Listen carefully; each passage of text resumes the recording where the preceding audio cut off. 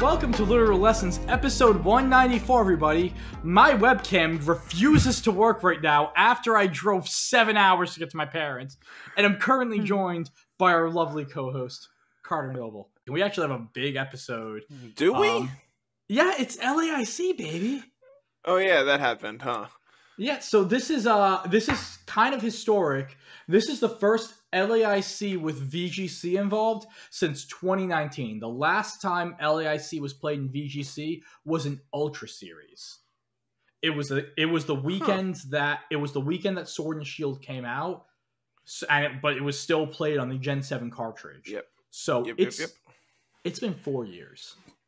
And then the world died for 3 years. Yeah, Littleroot Lessons came out, and VGC just decided to just, call it, like, a season for 2 straight years. Yeah, so, that's the episode. We'll see you next week, people. Bye. Yep. Nope, see ya. I'm going to go upstairs and go watch football. But no, it's, we'll just You're telling me you don't have it on your second monitor? I have my laptop with me. And that's the thing you can't see, or like you kind of saw before. My dad, you thought my office in my apartment was dark. My dad has 2 lamps in the far side of his office, and like a tiny lamp on his desk, and that's it. There is no light in this entire room. It is way darker than my actual office. It appears light because I got like the lamp shining on me. Or at least you'd see that if my webcam decided to be friendly. There's no, ceiling light? Nope.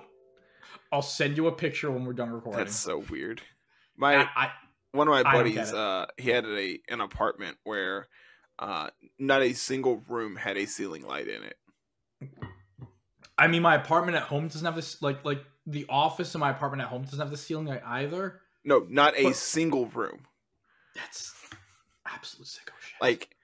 Doesn't have a overhead light in his bathroom.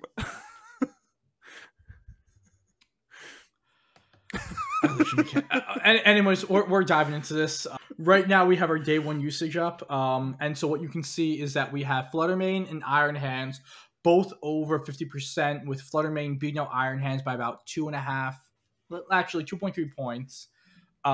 You have following Fluttermane and Iron Hands, Lando Therian, who usually wraps up the top 3. And then we have Urshifu Rapid Strike just under 35%, also being another month over 30%. And then we get Tornadus, Heatran, Rillaboom, Hisuian Arcanine, Amoonguss, and Qianpao all over 20%, with Roaring Moon and Ogerpon slipping in just under that 20% mark for day 1.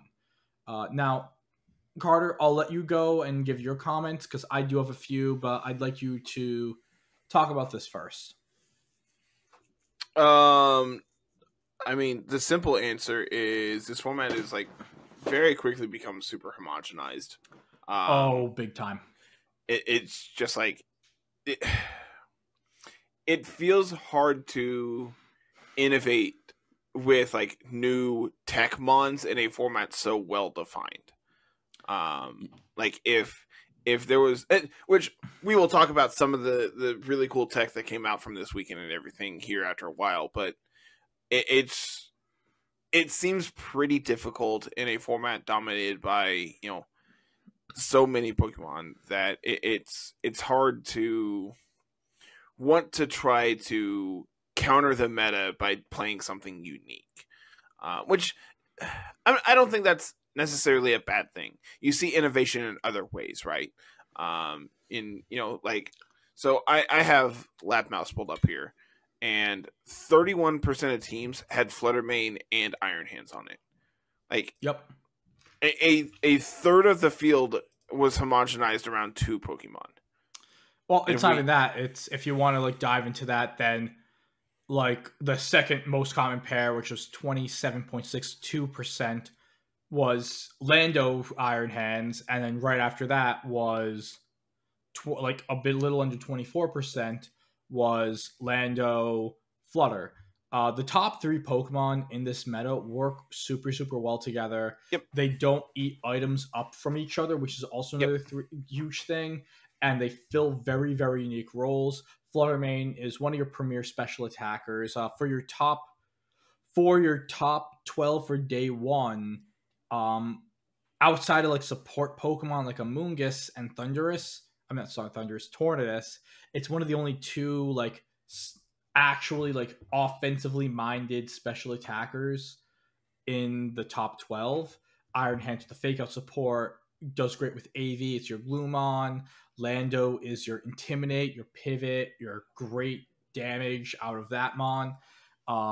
It was a trio that was billed as these are the three best Pokemon in the format on day one, and it's just been that way. But weirdly enough, I don't think they're the problem Pokemon. No, I don't think there is either. I think that all three like of the top Pokemon that you see here are good, and like they're healthy. And I've played with all of them in some. Yeah, there's not a single Pokemon on this list that I haven't played with in some degree in this format. Now there are some that I like way more than others, but again, that's like, you know, personal preference, and like being able to like just play the good mons is fine.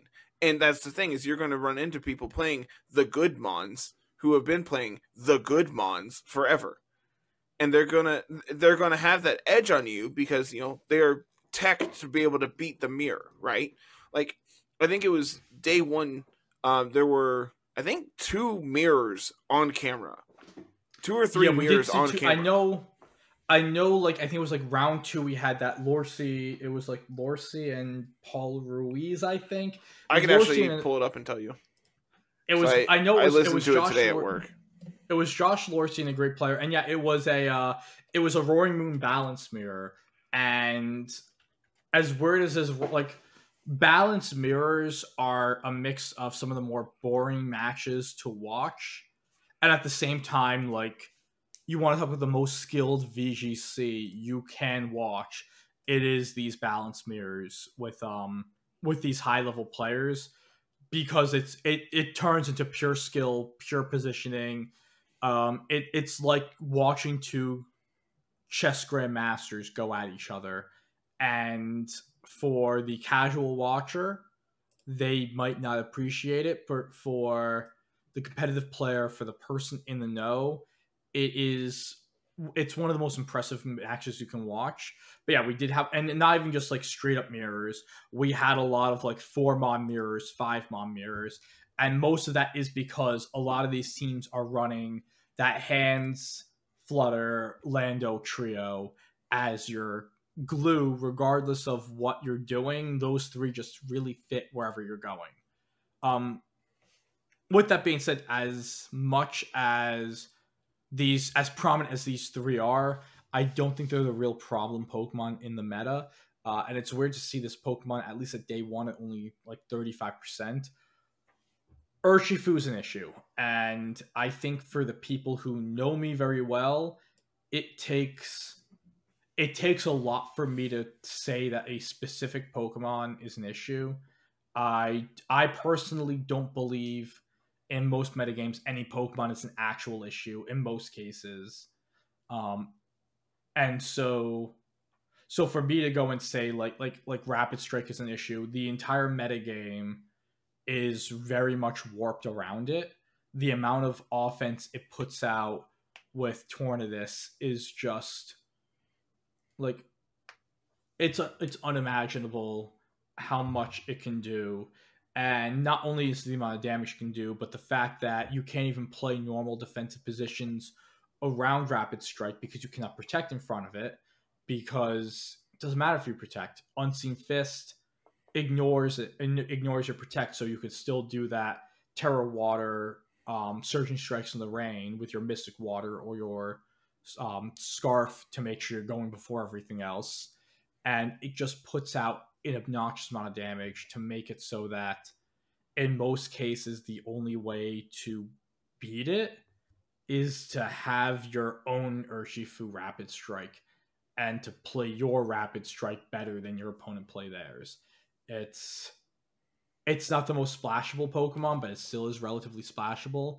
but for the people who are using it, they are going very, very far, as we'll see in today, like when we're looking at the results of this event. So, Yep. my thoughts, I don't think Urshifu is even the best fighting type in the format. Oh no, it's Iron. I don't think it's actually problematic. I do think that, like you said, the format is kind of shaped around it, but like I also think that like when it comes to a Pokemon that is as powerful as Urshifu, you're going to have to be like built around it in some capacity to be able to like either outplay your opponent with it or outplay your opponent who has it. Like it's on what did we say? It's on 35% of teams. That's 65% of the teams that aren't playing it to some capacity. And like this, granted, this is day 1 usage, right? Like we have day 2 usage as well, where which we'll get to, but it jumps to just short of 50%. Yeah, so I mean, it to jump that much in, and like the teams that are performing well, it should tell you something about how Urshifu is playing. That being said, a Pokemon I really like. There's a lot of Pokemon I really like in this format, especially to beat Urshifu. Tornadus, like you talked about, is a solution to it, right? Like being able to have your own Tailwind, or be able to counter their weather with your own weather, or being able to outpace them if you're able to like set up a late Tailwind or something versus them, be able to have it where they don't, or simply put, just attack them with Bleak Windstorm, right? Like that is a thing you can do. Something that Carl has been playing is Volcarona. Flame Body is a very good attack, especially when your opponent is like hitting you multiple times, right? And like, I think the simplest answer is play more Rillaboom. Grassy Glide slaps this thing around. I mean, and we can see it like if we want to just go straight into the day 2, because like just to talk about like other like day 1 aspects. I know you just said 65% of the teams aren't using Urshifu. I will go and say that unless you're using like some of these Roaring Moon balance teams, I think 65% of the players are throwing by not using Urshifu. I feel like at least the way that the meta has developed to this point, and I think part of this is we only have a couple other regionals after LAIC in this Regulation E meta, so there is that part where unless like you have a massive MSS or you're going to one of these regionals, I think we have one in Europe, and we have the San Antonio regional in Texas. Yeah, that's here in a couple weeks, right? Yep. Yeah, I think I think it's a regional in Germany that's either this upcoming weekend or the following weekend. And I believe the regional in Texas, the San Antonio regional, is the same exact weekend going into. It's the same exact weekend right after Indigo Disc comes out.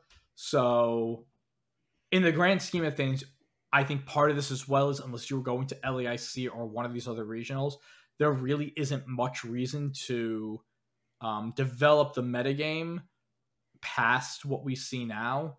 And part of that is because the DLC is coming out and we don't have tournaments post DLC outside of San Antonio. And a good chance that our next event, which will be like Portland's going to be Regulation F, which is going to be the DLC meta. And we're going to have a brand new set of Pokemon added to the current metagame to shift things even more. There's rumors of like how the legendaries are going to come out. We have these new evolutions, new Paradox Pokemon, new attacks. Regulation F can be a lot different than the base of Regulation E that we're seeing. But at least as of right now for Regulation E, there's zero reason to reinvent the wheel. I wouldn't be shocked if both Urshifu and Tornadus hop into that 40 to 50% range for our next 2 regionals, solely because of the dominance that these Pokemon have had within the metagame. On the lower side, it is nice to see you see Amoonguss continuing its rise up, making the top 10. And another Pokemon that we've been seeing rise up in usage is Roaring Moon, and seeing that pop up into 11th as well is really cool to see. And again, it kind of shows to an extent that these Roaring Moon teams, whether it's Roaring Moon Hyper Offense or Roaring Moon Balance, are starting to become super popular, along with Amoonguss coming back from its early Regulation E woes of, we thought the mom was dead, and turns out it's more alive than we ever thought. And we can really see that in day 2. Amoonguss being a Pokemon that was pretty much not seen in our first Regulation E event in Peoria, coming all the way to 37% in day 2 of LAIC. Speaking of 37%, the top 8 Pokemon in day 2 usage were over 1/3 used in percentage. Iron Hands and Flutter tied. Urshifu Rapid Strike just under 50%. Landorus and Tornadus tying at 40%. And then we had Amoonguss and Heatran tie at 37.1%. Goldengo, who was not even seen on day 1 usage, shot all the way up to 34.3% usage in day 2 to tie Rillaboom. And then rounding everything out is Arcanine, Hisuian, Roaring Moon, and Xianpao, who also had really great day 1 usage. I think this right here shows how centralized the meta is around the big 3 of Flutter, Hands, Lando, and on top of that Tornadus Urshifu combination.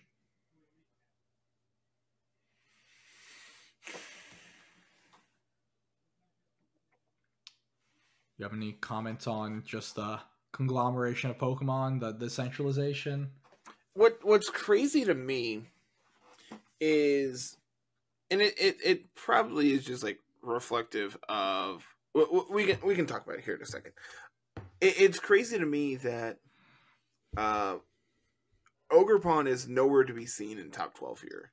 Yep. I mean, it was top 12. Like Wellspring was top 12 when it came to day one, and it's fallen off here in day 2. And on top of that, like, it's the only one. And I'm sure if we actually go and look at like actual stats, let's see.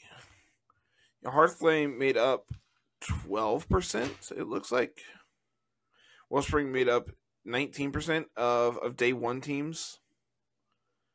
So I mean, it's not bad. And I mean, like a Hearthflame team placed 4th, Wellspring finished 2nd, so like it's not to say that these mons are bad, but it's not the utter dominance we expected when, like, and this is something we'll probably talk about next week as well. When we talk about the tier list again, is we thought that these were like the best Pokemon in the format when they were first introduced. And I think that, a big part of that was new toy syndrome, right? Like, this is something we talk about every time we get a new format or we get new mons or we get anything new, right? Is people always underestimate and also overplay the new things. All right, it's classic new toy syndrome. Exactly. Like, you want to play with the new things to figure out what they do, but also no one knows what the new things do. Well, I think specifically with Wellspring Ogerpon, when it came out, the idea behind it was this Pokemon is the Rapid Strike Urshifu counter. Mm-hmm. Except in practice, so the 2 big Urshifu sets, you have the Tailwind with close combat, and one of the things that you run into is that the Tornadus doesn't need to Tailwind, and sure, you could follow me the Surging Strikes into your Wellspring Ogerpon and try to like eat that Surging Strikes. Mm-hmm. Or your opponent can just click Bleak Wind Close Combat, completely read your ass, and all of a sudden you're out your Ogerpon. Yep. And on the other end, if you aren't running the Tornadus with your Urshifu, a lot of times that means that you're running Scarf, and the Scarf is U-turn, and that U-turn's doing well over 50% into your Ogerpon. Mm-hmm. And if you Dynamax the... Oh my god, I said it again. Carl, Terra. we need a count of like the amount of times I've said Dynamax instead of Terra on this pod, because it's at least like a dozen at this point.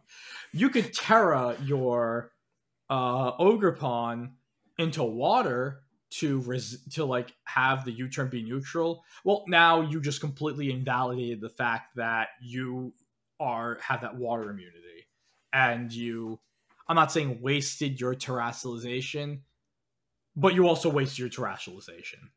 And I think like people kind of realized that and said, well, as scary in theory Wellspring is into Urshifu, it actually isn't. So I'm just going to keep on bringing my Urshifu, and I'm going to say, bring your Wellspring. I'm going to handle it before it can do anything. And if you try to make it do what you think it's going to do, it's not actually. So I think that's one of the reasons why it fell off. And then the other two Urshifu, like the other two Ogerpon forms, are neutral at best into Rapid Strike. Like, I mean, yep. I built a Cornerstone Ogerpon spread. You have to invest like a decent bit of bulk into a Sturdymon in order to live Surging Strikes. And if, God forbid, they're Adamant Terra Water with the Mystic Water, you weren't living that without a massive amount of investment. And that's a neutral hit. It's just like, so powerful. If you are Cornerstone, you can't Terra in front of it. Nope. Like, you can't Terra in front of it. You can't Terra in front of, like, Rillaboom. You can't Terra in front of Hands or Landorus. Or, like, even Heatran for the most, some of the, a non-zero amount of time is, like, Terra Grass, Terra Blast, or has Flash Cannon. Like, or Earth Power. Can't Terra there. Chien-Pao carries, Sacred Sword. Amoonguss will put you to sleep. Yeah, that's the other thing. Like if you Terra as well, you lose your benefit against Amoonguss. And I think, again, that's why Amoonguss has been doing so well, because people have realized that Ogerpon, it's a very, very good Pokemon. Don't get me wrong. This is not a bad Pokemon whatsoever. It's just that Urshifu is just so good, and even against the Ogerpon that should answer it, it has its answers into that you can bring the Amoonguss safely along. And there is also a mix of people in general were just disrespecting Amoonguss. And Goggles are at the same time not as popular. At the same time, we had 3 new grass types that were introduced that were seeing a lot of play, and like as a result, like it made it hard to we had 3 new grass types, or well, 4 technically, 4 new grass types with redirection, with Follow Me of all redirection, instead of, Amoonguss having Rage Powder. So, like, you have better redirection in the form of Follow Me. You're immune to Spore. You're immune to Rage Powder. So, like, it's understandable why Amoonguss fell off for a minute. And I think it's also completely understandable of why Amoonguss is no longer falling off. Like, why it is a riser of this format. I think to an extent that's... Oh, you go. No, go ahead. Go ahead. I was just saying, with that being said, I think that's another reason why we're seeing Goldengo, or at least top players, go to Goldengo as much as they have been, with it being tied with Rillaboom for the number 8th Pokemon in usage, because Goldengo has that built-in immunity to Spore in Good as Gold. And so when we'll dive into it just after this, but when you look at the item usage for LAIC, the item, so you had Grass Terra at 8%, and you had, where are you, Goggles? There you are. Goggles was just under 9.5%. So, like, Terra Grass was significantly more common in Regulation C and Regulation D. And Goggles was also a very common item. I mean, we're just going to look at this. That's like you saw more Covert Cloak, saw more Light Clay, saw, well, I mean, the Ogre Palm masks, more Goggles fell. I can count right here. 1, 2, 3, 4, 5. This is a great podcasting. 7, 8, 9. Yeah, Goggles was like the 15th, 16th most common item at LAIC. And day 2, Amoongus is top 6 in usage. 16. Like, yeah. And like, to be fair, Wellspring Mask is more common. Granted, it's only on one Pokemon. Hearthflame Mask is more common. Again, same argument. Yep. The Eviolite is top 8. It is like 18. Yeah. And I'm trying to figure out why, because like looking at the Mons, the first NFE that I come across is Dusclops at 3%. I think, but like probably all of the Dusclops and all of the Clefs because like Clef is right behind it. Yeah, that's all the Dusclops, 25 Pokemon. That's still a decent-ish percent amongst, like, if we scroll down even further, we could probably find some other NFEs. That's what I'm doing. Yeah.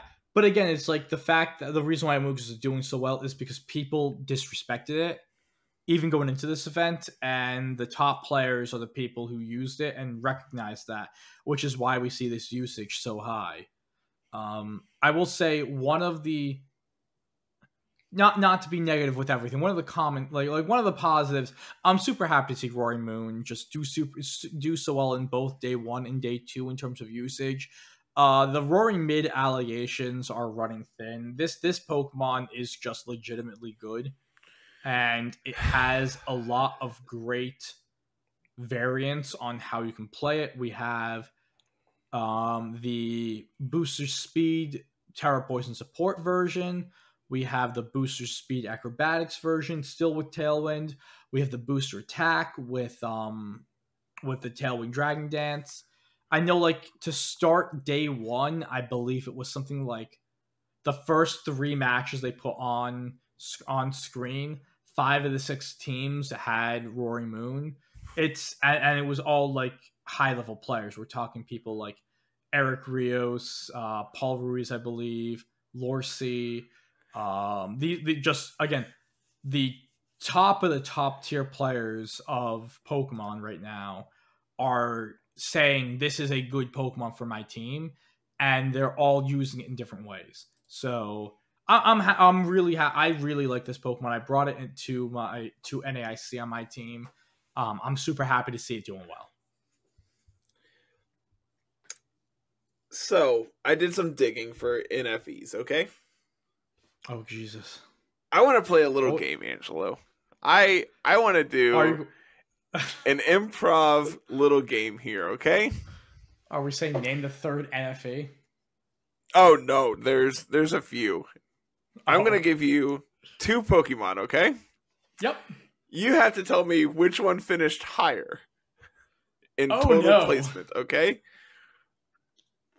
Are you ready? I am ready. So, we'll start out with some interesting ones.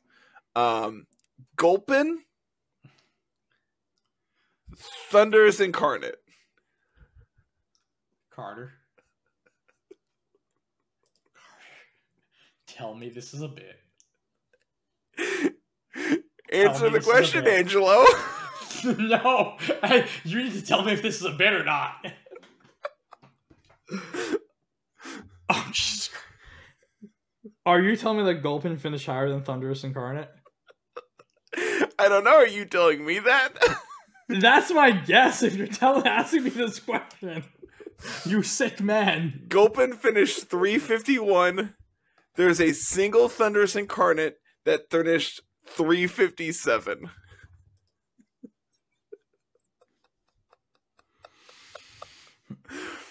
Okay, so I don't think we have much more to say. Add to the usage. We're just going to dive straight into the lab mouse. I wasn't done with my stats. No, you can go back. We're just going straight into the search. Into the search right here. Lab mouse, you can search specific Pokemon, shows number of appearances, the usage percentage, and the top placement. Shout out to Tim. He is apparently not a ginger. I got that wrong. He still is my tatted stud because I can still be horny on this podcast. 351. What are we doing here?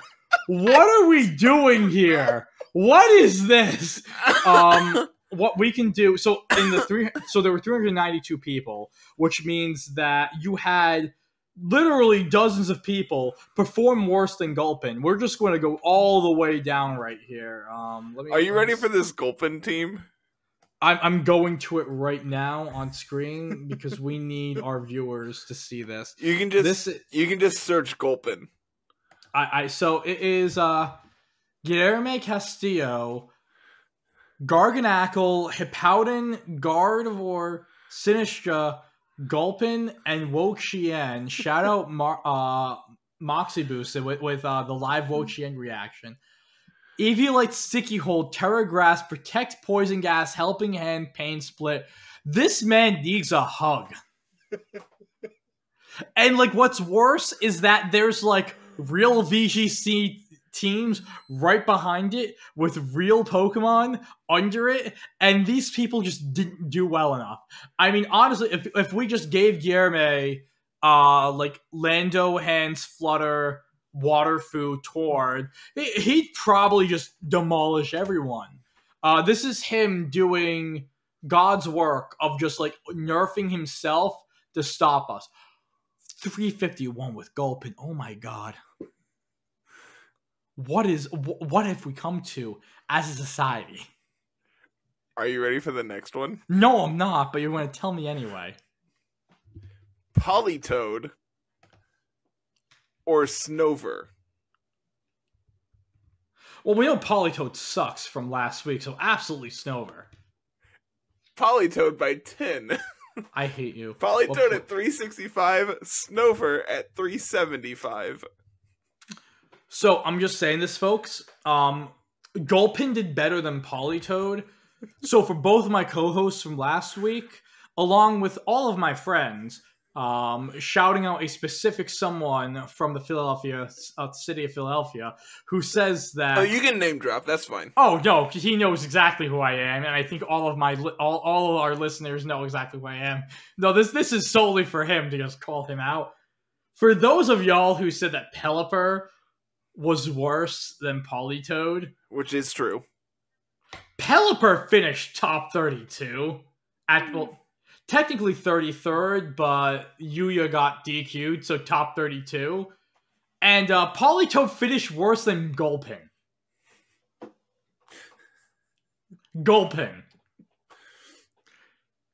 Carter, do you know my first experience with Gulpin? We're going to go down memory road. You know my first experience with Gulpin? I'm assuming it's probably like Gen 3 era. Yeah, 19 years ago, when little baby Angelo, 9 years old Angelo, was I 9? Yeah, 9 years old Angelo, and his little brother Maddie on Christmas Day were playing through Pokemon Ruby and Sapphire, and like we reached like the path below Cycling Road, and us looking at our like the guidebook that my parents got us, our parents got Maddie and I, and seeing like which Pokemon like we could find. Yeah, so like 19 years ago, that was my first experience with Gulpin. And 19 years ago, 9-year-old Angelo knew this was a bad Pokemon. And this bad Pokemon finished better than Politoed. What do you have to say for yourself? Actually, no, I'm flipping the tables. I'm putting this on you. What do you have to say for yourself? I love Politoed. Exactly. He's just a cute little guy. Just look at him. You absolute sicko. Okay, give me the third one, and then we can get to like talk with the actual good teams of this event. Illumise. I'm gonna guess Illumise regardless. So just give me the other Pokemon. Lilligant. Oh, Illumise, definitely. Lilligant by 40. I hate you. I hate you. So where did Illumise finish? Illumise had one at 342. Was actually a pretty interesting set. And then Lilligant had one at 301. So 301 was a Lillicool team by Paulo Elias with the Mental Herb Orangaroo, the Waterfoo, Hatterene, which goes pretty well with these Sunroom teams, and the Lurantis with a mixed Lurantis with superpower Leaf Storm. This is hot. This what boy are we doing? I is love cooking. it. What are we doing? We are doing things. Angelo, have you ever instructed a superpower? No. It is an insanely great feeling. So the only times I've ever played Trick Room was my setters have been Mimi, who, you know, baby girl, love her. You need to play with Orangaroo. And Dusclops. William showed me a Orangaroo Blood Moon team. I'll send you the monkey team. Absolutely. I do actually, contrary to popular belief, you like the monkey team. No, I actually do like my life and don't want to subject myself to that. I am down horrendously. I am not that down horrendously. And so, yeah, you said it was 141-ish? 342, I think. Did I say 3? I can't count. 342. So Illumise with T-Tar, the Giraffe, Roaring Moon Como, and Iron Bundle. This looks like a VGC team. Yeah, with an Illumise instead of a 6-team member. How many Ambipoms are on this? Actually, 0. That's what I thought. So settle. No one's brave enough to bring Ambipom to LAIC. Illumise perform better than Politoed. I am the cute host. You can't see me, but I'm cute as shit, and I'm also correct most of the time. And this is one of those times where I am. Yeah. So for this team, it's the AV Tyranitar really does match the Como-O super well with the bulletproof Terra Steel Iron Defense Body Press stuff. Armor Tail Fergaraf, it's a classic.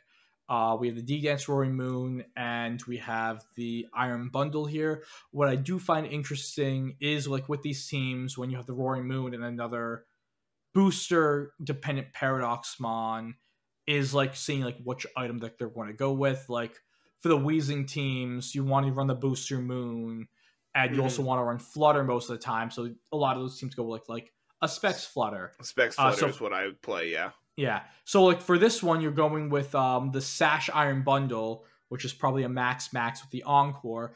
I think this is in practice. Well, not in practice. In theory, I think this is a super fun team. I really love all of the Pokemon on it. Yeah, I would play this. Unironically, I would play this. I legitimately would as well.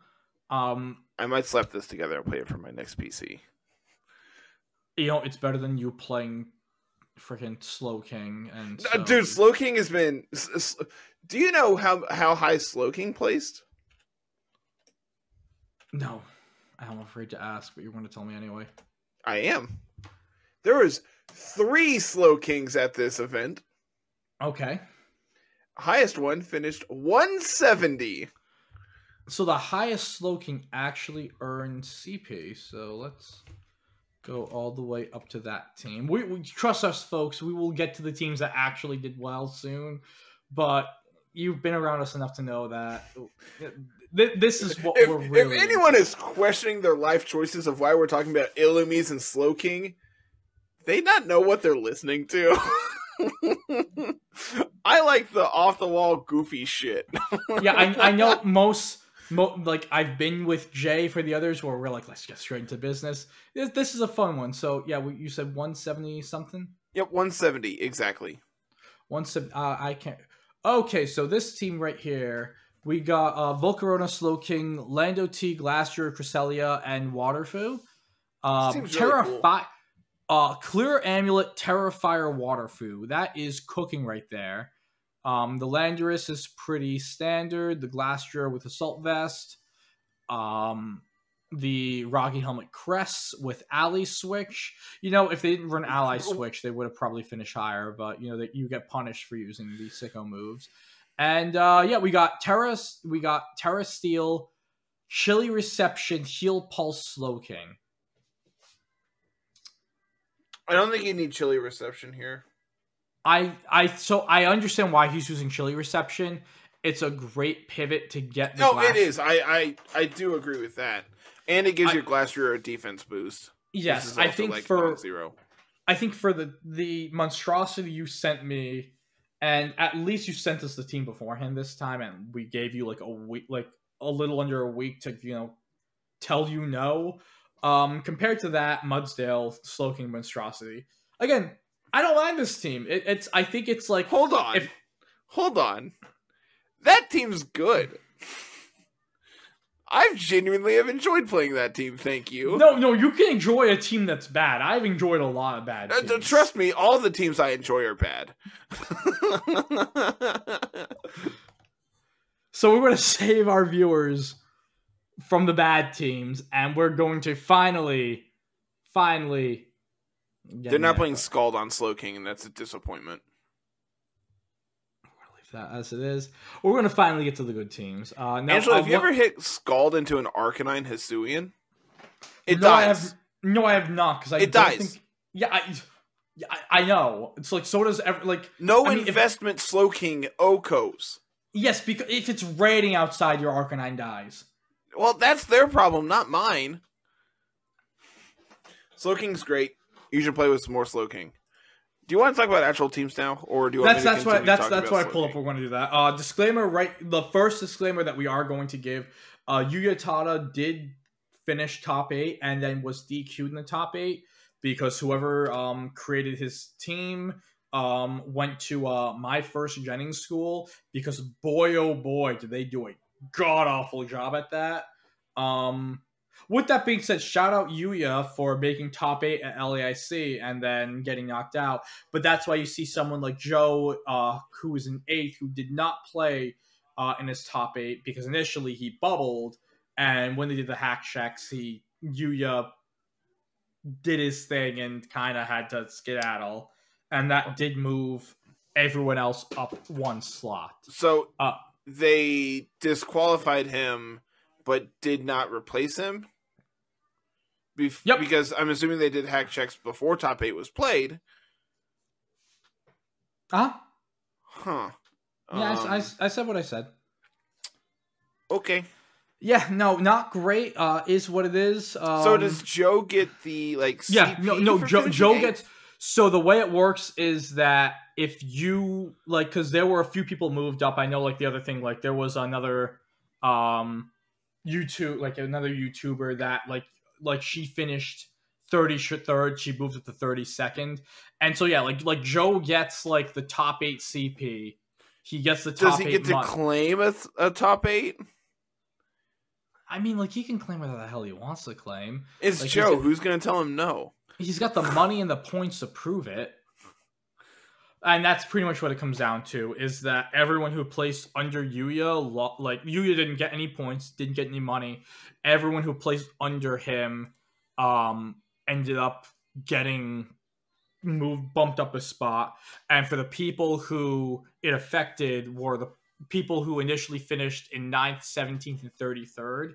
They got to move up to 8th, 16th, and 32nd, which, again, those spots, that was a bump in the prize money and a bump in the points for Worlds. So that's where that fell into. But enough with Yuya's team. Let's talk about our winner, who, again, is another Worlds qualifier, Marco Silva from Italy, with his Urshifu Rapid Strike, Goldengo, Arcanine, Tornadus, Iron Hands, Amoonguss team. Arcanine's 5 for 5, baby. Legitimately undefeated in finals. And you wonder why Urshifu is rising up. It's so it can punch Arcanine in its stupid little face. But the Arcanine goes Terra Fairy. It's so good. And then you still get punched in your stupid little face. At least it's only neutral, not super effective. I really like Marco's team. I think that when you watched finals, which finals were against Thiago Lattanzani, and his team has Reggio, which when we get to it, I will have a this on the is record something this is right up my alley. I'm going to have an on the record apology when we get to that. But let's first talk about Marco's team. Among Us, again, talk about a Pokemon that's rising up in usage. You get Amon, who a month ago I was writing off, is taking home an event with the Citrus Berry Terra Water. It's just been well over a decade, and it's just been a Pokemon that's been consistently super talented.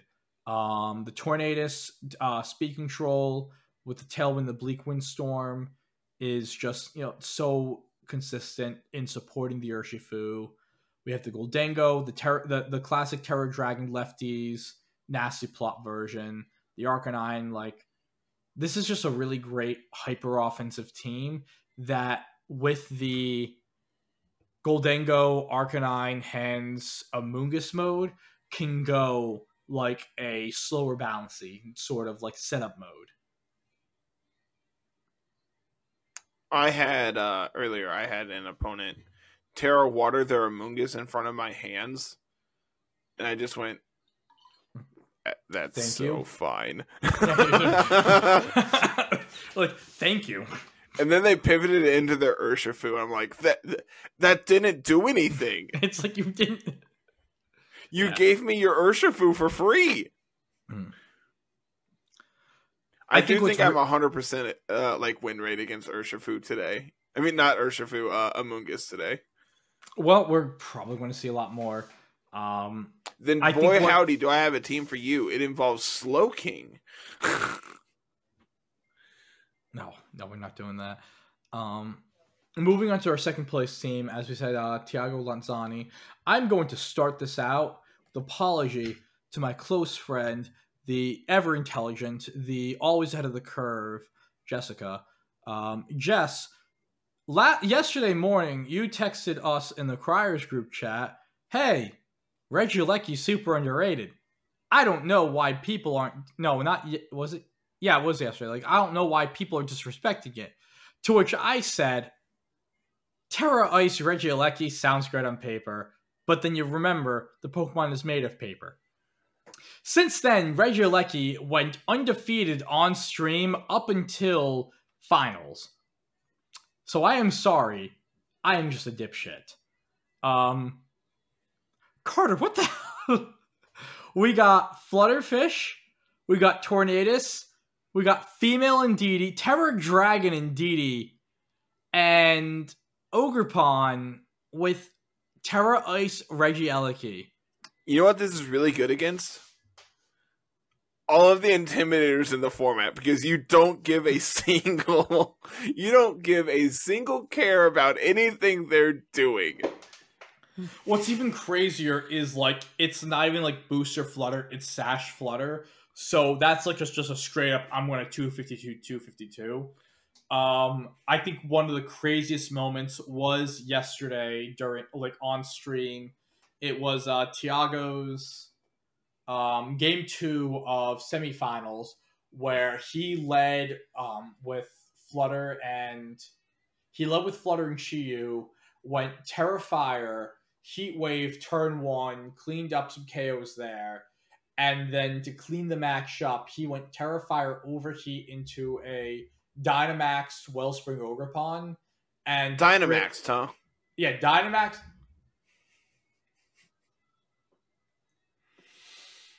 This would be so much better if you could see my face right now, if my camera was working. My heart is still in Generation 8. I still love Dynamax more than anything else. Terrasolized. I want you to know, it's basically daily.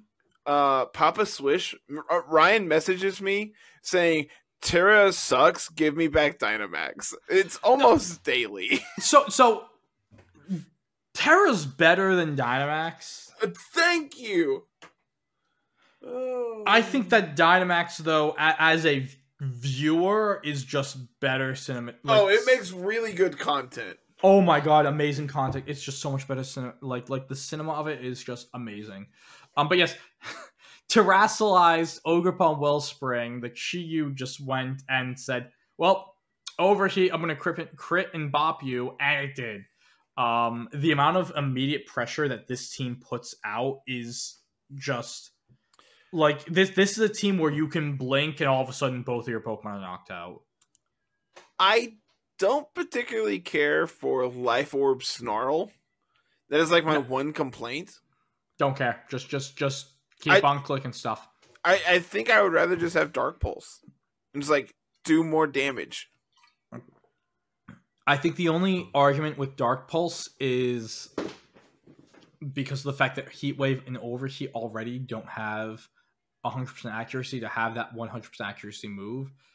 With that being said, the Snarl to just immediately threaten, like, you can't, like, follow me or Rage Powder away from this Dark type attack into your Goldengo or into your Flutter Mane, is, like, it is super useful. It also does lower the attack output of those two Pokemon, along with some of, like, again, while we do view it as a more supportive Pokemon, like Tornadus does hit like on the special side. Even Amoonguss, like Amoongus's Pollen Puff does do a non-negligible chunk of damage into these Ogerpons, and to have a way to minimize that damage with the Snarl is pretty useful. I think in general, this is the definition of a click buttons hyper offensive team. This is right up my alley. Like, this is just hit the super effective button. Don't pay any attention to any switches because they're dead if they switch. I do think that the just in general, it is also I guess like a very not having I saying guess because I haven't used the team, a very lead reliant team. This looks like that's a team every hyper offense team that ever is existed. I think it's even more than some of the other, because like Marco's team is hyper offense, but I think Marco with this 6 could lead slightly off. Any team with Torn or Shifu is hyper offense. But like I think Marco could lead slightly off and figure it out. This is the sort of hyper offense that it's like you led correctly and you're winning in 3 turns, or you led incorrectly and you're losing in 3 turns. 2. So I think in general, though, what was really cool as well, Thiago is native to Brazil. So this was one of his native events, and the fact that he was able to make the finals in this event is super cool. And in a format that is absolutely dominated by one of the things we saw just in general on the stream, it was either you were playing Tornadus, Urshifu hyper offense, a Roaring Moon hyper offense that kind of like that pretended it was balanced, but it was actually hyper offense, and then the Roaring Moon balance. And to have four Pokemon on your team not make day 2 top 12, to be your highest placing, like the highest placing Chi-Yu, the highest placing Indeedee. Again, Regieleki is a Pokemon that, as of yesterday at 9:30 in the morning, when I was doing my grocery shopping, to like buy stuff to like make breakfast, I was just writing off, and then to see it finish in second place in this one of the largest tournaments of Regulation E, it's just insanely impressive, Thiago. And both of these players, them both making worlds with this finals, like they both 1000% deserve this placement and their spot in the world stage. And so congrats to both of them.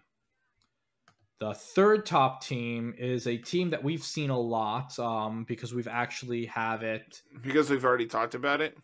Yeah, we actually have it twice in the finals. Well, there is a difference. David using Goldengo and Fluttermane, while Victor using Fluttermane and Shenpao.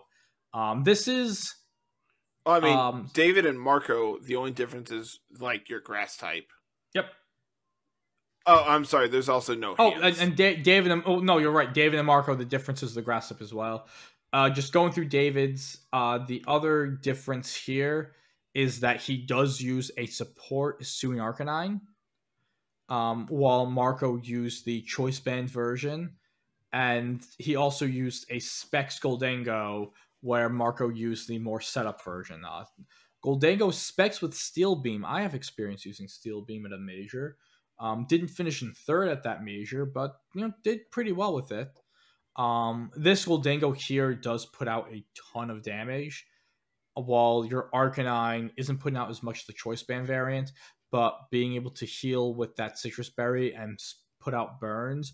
One of the differences between Regulation E and your earlier Regulations A through C is that Will-O-Wisp isn't as prominent, which is, again, also why I think we've had so many physical attackers. While on the Victor team, we kept with the Choice Band, Head Smash. We still have the Booster Flutter, and then you have the Chien-Pao. This is the more standard Hirofumi team that Hirofumi-S team that we've seen win the past two events.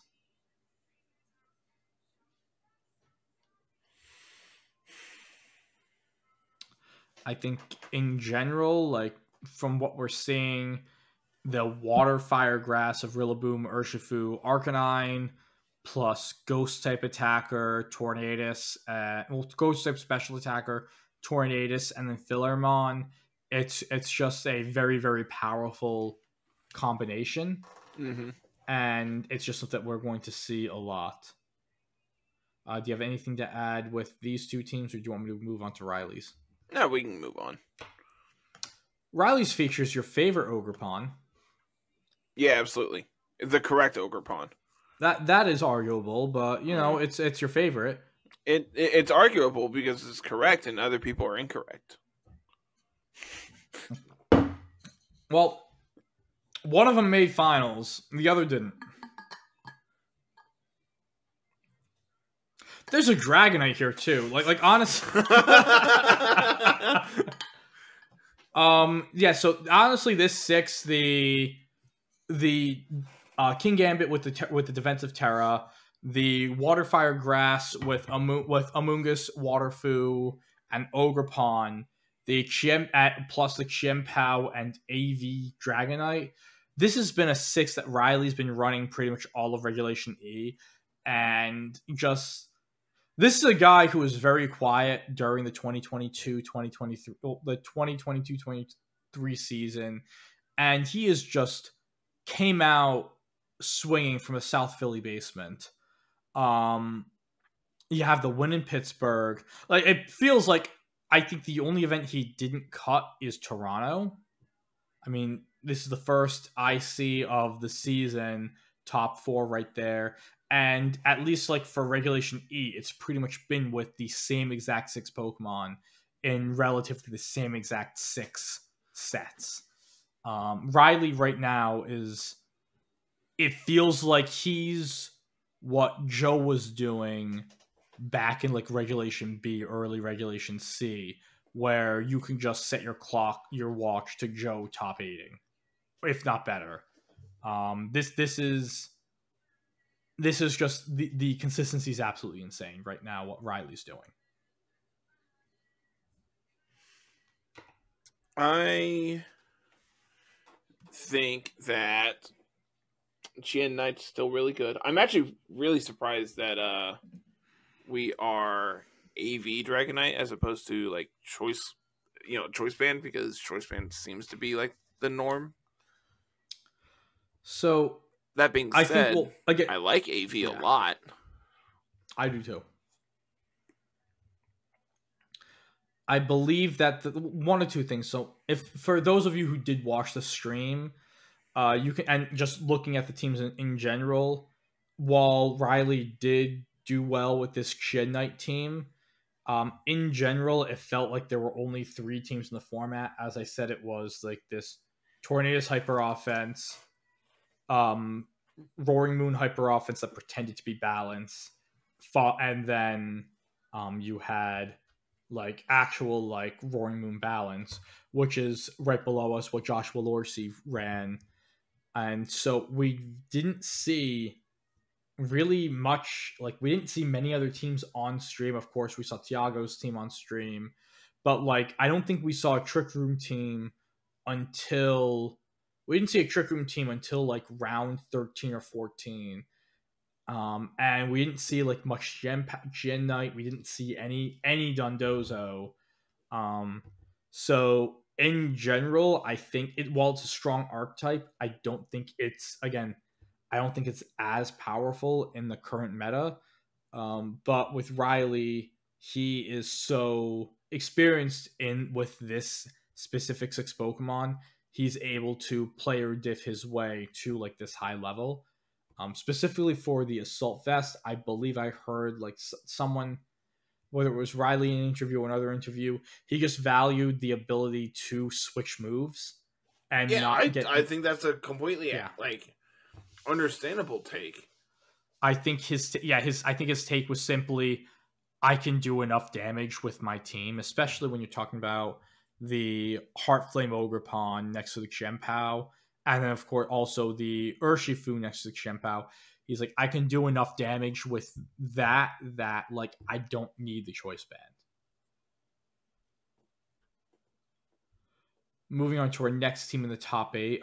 This is our first balanced team, the Roaring Moon balance that Joshua Lorsey used, that was very common throughout the entire meta. I really like this team. I think this is a super skillful team that uses 6 of the best Pokemon in the format, and it provides a lot of opportunities for positioning, for setup, for damage, for pace control with Spore. So the Moon is the booster attack with Dragon Dance, which is, I think, super cool. And yeah, this is like one of those teams that if you like, specifically if you get this Roaring Moon positioned well, it can just take games itself. If you can get in a Dragon Dancer too and just blow everything up. Yeah, it's the same set I've been playing here the last couple days or so. Yeah, no, it's very good. And then again, I think what's also interesting with this, the Iron Hands doesn't have the steel coverage for Flutter Mane. It has the double electric with both Volt Switch and Wild Charge, which it's actually something that I have been like. So as we've kind of mentioned, I've been playing this like Slowking Mudsdale team here the last day or so, and I currently have Heavy Slam on Iron Hands. And the more I've played with it, the more I want to swap out like Heavy Slam for Volt Switch, just because there's definitely times where I would rather like be able to, my opponent is going to protect in front of hands or whatever. I would rather be able to Volt Switch out and bring in my actual threat instead. Instead of just like hard switching or whatever. The Volt Switch is very interesting. Mm-hmm. I think it is something that is definitely not been nearly as popular as it was in, like Reg B or Reg C. But I do think that it still has a ton of merit and like can easily make a comeback as to like the common set. Yeah, I ran Volt Switch on my team with Blood Moon. And like the idea was to lead that Klops Iron Hands, and to be able to have like the slow pivot out on your Trick Room turn into like your Trick Room Sweeper. Of course, Lorsey doesn't have that here, like a Trick Room Sweeper, but just the ability to have the Volt Switch to reposition his Pokemon on this sort of balance team is super huge. Mm-hmm. I think another thing that's really cool to look at, which we didn't see as much, or at least don't see as much, is we do have that Perish Song on the Specs Flutter as well as another potential win condition to go with the super bulky Pokemon that can pivot out really well with the Landorus, with the Iron Hands. I think that, again, like this is balance, in general in this format is very difficult, and that's just because of the amount of raw damage that Tornadus Urshifu can put out. But from what it looks like, pairing like the Lando Hands Flutter Trio with Roaring Moon and other like just generally talented and stat-filled Pokemon can really work as the closest that we can get to a sort of balanced team. And also just personal shout out to Lordsey for just being a very high placing New Englander, being someone from my local area and finishing 5th place overall. The region really appreciates everything that you do for it and for showing out at this event.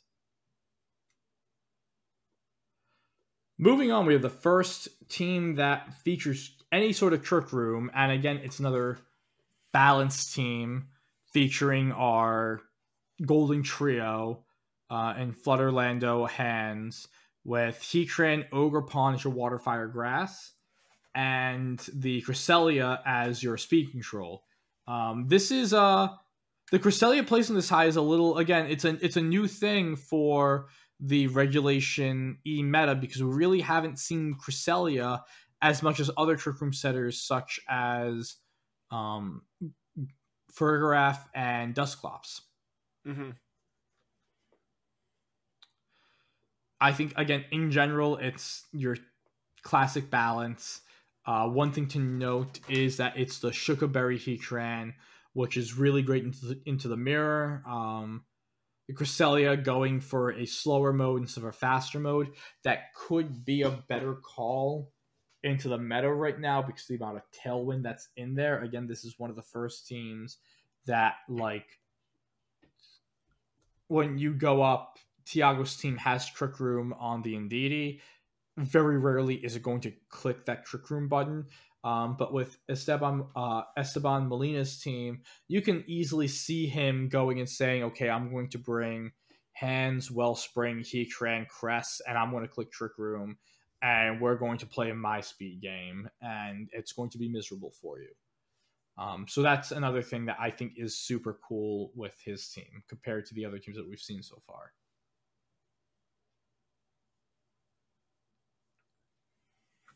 And at that, so technically we've gone through like the qualifying top 8. Joe's team is the team that we've talked about in previous discussions. It's the same team that Raghav used in Toronto. The hyper offensive team with the Urshifu, Torn, Rillaboom, Arcanine, Quartet, and the Goldango Regidrago special attacking backbone. Are there any other teams that you want to really talk about that were in this day 2 race? I was looking. I was just kind of scrolling here on Twitter to see if Joe shared his rental, and I doubt he's going to for a hot minute, even if he does. Just because I do think his team is, yeah. I mean, it's, you know, like you kind of talked about. It's just like hyper offense stuff with Regidrago, which is, you know, interesting enough to me. I believe that Raghav shared their paste at some point. I think like maybe James Beck did a video with it, or maybe Cybertron. I could be completely off, but I do believe like that the paste for this specific 6, or at least is out there somewhere. So if you dig hard enough, you will find it, valuable viewers. I think that I agree. I think like this is a relative, or like this idea of Tailwind plus Regidrago plus Goldango was very popular early in Regulation D, and I find it super interesting that it kind of died off in the Regulation D metagame. We really didn't see it much in Worlds, and in Regulation E, towards this mid to late end of the game, it's been popping up again. Drago is absolutely phenomenal. I think it's a really, really cool Pokemon to use right now, and I am happy that the Reggie that got the short end of the stick in Generation 8 with me referencing Dynamax multiple times. The one that didn't take advantage of Dynamax is finally doing well.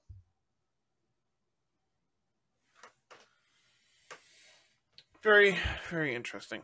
I'm going to have to look into this team because I think it's something I would enjoy playing. So yeah, no, it definitely feels like a U team. Like it has like the ability to like pivot around, do some defensive stuff, but it also has the very apparent herp derp click buttons mode. Yep.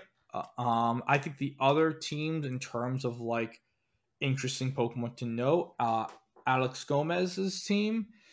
This was the first team with the single strike Urshifu that I thought was going to be a better team in this format. Ended up not being there. What I feel like is very cool is that he's doing the same sort of solo dozo stuff that he did to win NAIC, but this time his trapper is Magma Storm Heatran, and he also has the Rocky Helmet Tailwind Roost Salamence, which is a super unique Pokemon, especially at this stage in the meta. How many Salamence actually showed up at this event? I believe that we had, we can actually go up here. 10. Yeah, so I know that I think the next Salamence that showed up was Bloody's team in top 32. Bloody used an updated version of the Tangang Rain team that I know, like I saw like Justin took it to an MSS where he replaced Iron Bundle with Screamtail, and it looks like Bloody took that to 32nd. Again, this was another person who she finished in 33rd, and when Yuya got disqualified, she moved up to 32nd. Massive for her, and shout outs to her. This is actually a super interesting mix set. It's a Terra Steel with Iron Head, along with your special attacking moves and Hurricane and Draco Meteor. I believe, at least my thought process is the Terra Steel Iron Head probably picks up Fluttermane regardless. Mm-hmm. And then it lets you just click Hurricane and Draco Meteor a lot safer. Other teams I looked at, Paul Ruiz, one of the higher ranking Sinistra teams, also with Volcarona. I thought that was a really cool team.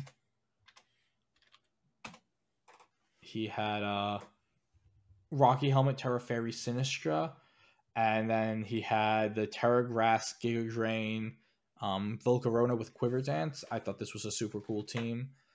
Double setup with both the Volcarona and the Defiant Black Glasses King Gambit with Terra Poison. I've played against something really similar to this earlier today. I want to say they dropped like Chien-Pao for Moltres, so they could do like Sinistra Moltres things. I very quickly took them out because Sinistra isn't a very good Pokemon. So like I looked at it, I think on paper it's a really good Pokemon. On paper and in practice are two very different things. I think one of the big issues with Sinistra right now is just I don't think the meta is in the place for it to succeed. I think the meta is too high powered, if you want me to be honest with you. I agree. This is a Pokemon that if it was in like Reg A would have been like obnoxiously annoying. I don't even think it's Reg A. If it was in Reg B or Reg C, I think it would have been easily one of the best grass types in the format. And I do believe that there will be a time that people figure out the perfect way to use Sinistra.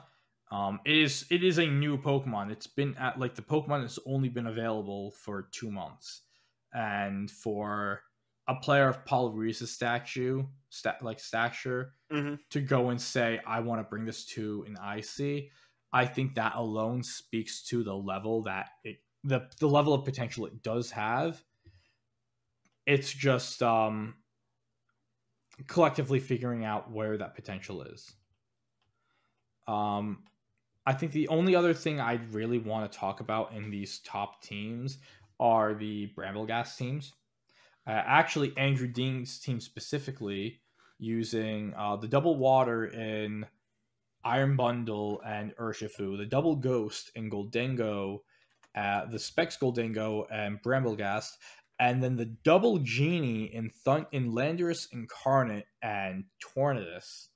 I know you and I have a lot of experience looking at Landorus Incarnate because that has been one of the pet projects for our dear friend and executive producer, Carl.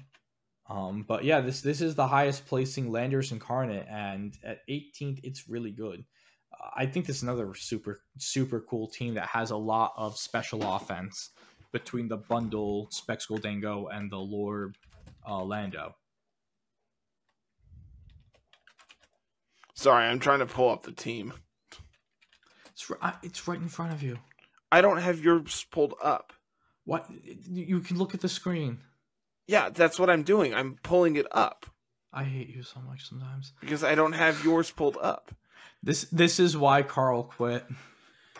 You say that every week, and yet he keeps no, coming not back every more. week, but 2 weeks in a row. And yes, I'll be coming back again the following week. I'm like that. God, who is that? That Curb Your Enthusiasm meme. That F you, see you next week sort of thing. That's usually how I treat Philly sports. What's nice with once Carter gets us up, what is nice with this team with the Iron Bundle, the Urshifu, and the Landorus pairing it with actually even the Bramblegast and the Golden Go pairing it with the Tornadus with Rain Dance. All 5 of these Pokemon really appreciate the rain being up. Landorus having the Sandsear Storm. It is a perfect accuracy move while in the rain, while still having the secondary effect to take advantage of the Life Orb Sheer Force. The Bramblegast enjoys not only the Rain Dance to mitigate the fire weakness, but the Tailwind to improve its Wind Rider. The Goldango, of course, again, the Rain Dance taking away its fire weakness. And the Urshifu and the Iron Bundle getting boosts to the Aqua Jet and the Surging Strikes for the Urshifu, and then the Hydro Pump for the Iron Bundle while in the rain. The Iron Bundle can actually add even more speed control as well with its Icy Wind. It is another team that it's honestly like a super, like, when you look at the roles that all these Pokemon are playing, it's like a super low-key rain team that if you were just looking at the 6 Pokemon, you didn't realize it was like, oh, this team like really does well in rain, until you look at the moves and you look at what these abilities and attacks do, and you realize, oh yeah, this is a team that, like, when you put it in rain, it does so much. Do you finally see it? Yeah, oh yeah, I've had it pulled up for, since you started yelling at me.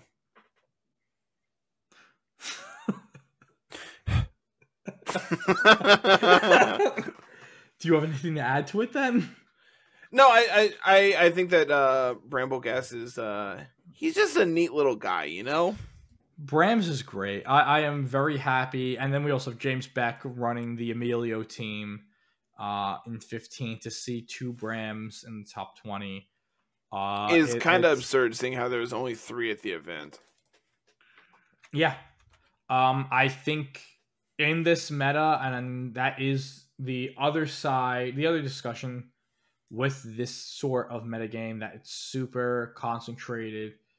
As we've repeatedly efficiently said, the Umbreon theory, a Pokemon like Bramblegast, who was absolute ass for pretty much the entirety of the 22 season, 22-23 season, as these insanely like broken Pokemon get introduced into the meta, it just has this niche of, hey, I resist all these things, and the Wind Rider's great, and I hit super effective into one of the best Pokemon in the game in Urshifu, and I can do all this stuff.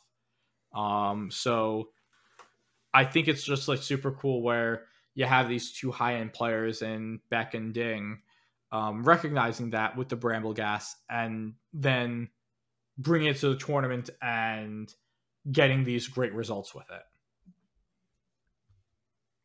Yep, 100%. Yeah. So with that, do you have anything else to add on LAIC coverage? Not really, man. I think we hit the big things I wanted to talk about was like Bramblegast and Volk. I know you did a lot of talking here because I am exhausted. It has been an insanely busy week, and I kind of let you just kind of drive the bus this week, and I'm pretty okay with it. I mean, I'm tired too. I apologize for the people who heard any of this door creaking. Amanda just walked into the office where we're recording, and my parents need to WD-40 this door. So that with that, since I am the one who drove and talked about this and also did the intro, and my camera doesn't work anymore, you got to close this out for us, buddy. Well, first off, I want to give a special shout out to our additional host Jay. Happy birthday! Oh, gee, I didn't even lead off with that. Oh, I'm an asshole. Happy birthday, Jay. I text him at like 1, I think, 1 or 2. I'm like, right now. Hey, I'm a dingus. When's your birthday? I think you said it was today, but I forget. And if so, I need to tell you happy birthday. So yeah, that's why Jay's not here. He's out partying. No, actually, I think it was his brother's wedding this week as well. Yes. So yeah, he's had a very busy day, I'm sure. But yeah, shout out to Jay. Happy birthday, buddy. It's been forever since I've done the outro. Let's see if I can remember this. So let's see. You can follow us over on Twitter. Mm-hmm. I am at Mr. Missouri 25. Angelo is at VGC. Mm-hmm. Jay is at JMcG10. JMcG10. Oh yeah, McG10. Thank you. Is it 10 or 1010? I don't remember which one is 1010. Give me a second. Okay. And of course, the podcast is over at LR Lessons. Special shout out to Carl for being, executive producer and all that good stuff for us. He really is like the backbone of the show, and I don't think we give him enough credit now that he's not like on camera every week. Instead, he's on camera every day. Yeah, but he only has to be on camera for like a minute. Also, it is JMcG10. Okay, cool. You can follow us over on Twitch. There, you can find all that down in the show notes. I hopefully will be a little more active over there sooner rather than later. But again, life is busy, and I'll get to it when I get to it. Come and join the community Discord. That's where you can hang out with us and play in our events that we have coming up eventually sooner rather than later.